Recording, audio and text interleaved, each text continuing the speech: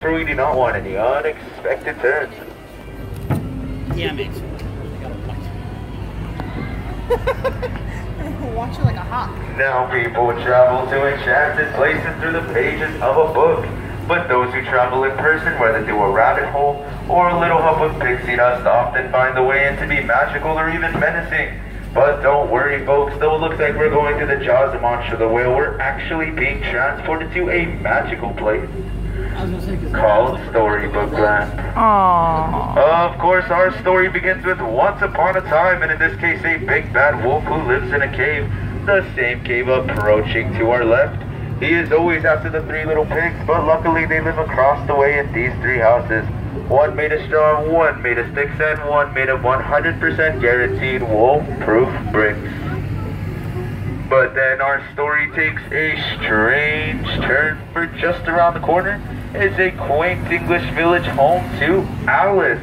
One golden afternoon, she follows the white rabbit down into Wonderland, and of course things get even curiouser and curiouser from there.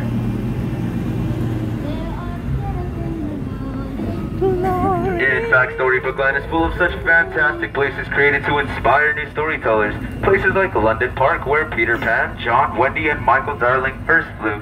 Went the little hop of Tinkerbell's pixie dust, of course, to Neverland, where they would never ever have to grow up.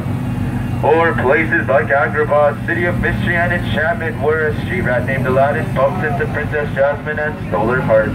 And although the two come from two different worlds, thanks to the power of love and a little help of the genie, they were married and now live atop the hill in the Sultan's palace.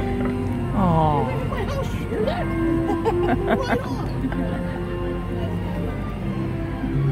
These magical places in Storybook Land is where love shines like the twinkling lights above us in the archways, where Aladdin and Jasmine first flew over, sideways, and under, on a magic carpet ride to a whole new world. I like that they have jasmine in it. Like all the jasmine that they're talking about.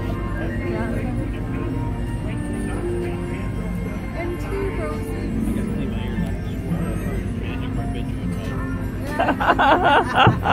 But while good stories are full of love and light, they all have their dark places as well. Places of mystery like the Cave of Wonders just ahead. Its treasure bears a curse that can only be lifted by the genie of the lamp. Legend has it that whoever frees the genie is granted 3 magical wishes. Let's make a wish and see if it comes true.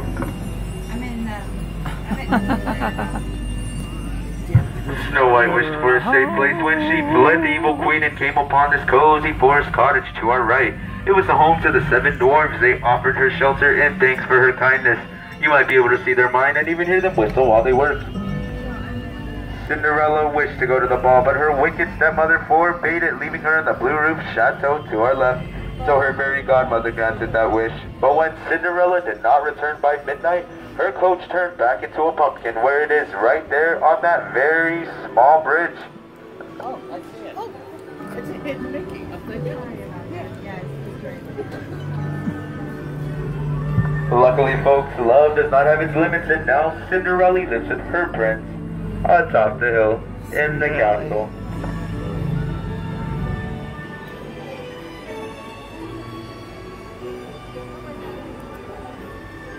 Dreams can come true like wishes. They inspire our stories here.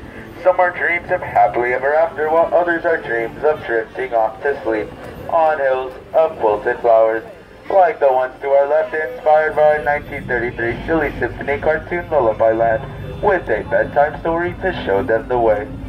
There is magic everywhere in Storybook Land, even in the miniature plants, which will never ever have to grow. Thanks to the enchantment of Tinkerbell's pixie dust, of course. That's what makes this place a favorite to master storyteller Walt Disney, and continues to inspire new stories.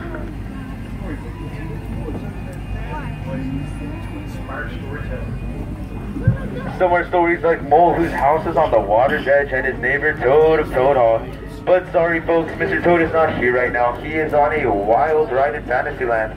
They say if you hear the wind in the willows, it's nothing more than Mr. Toad himself on a merry adventure.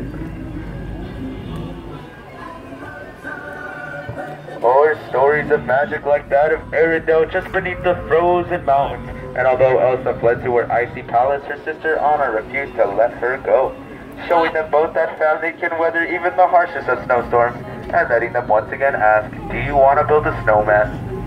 While in the Alpine villages ahead, Geppetto's making a wish upon a star for his puppet to become a real boy. And when Pinocchio saves him from Monstro the Whale, the Blue Fairy grants that very wish.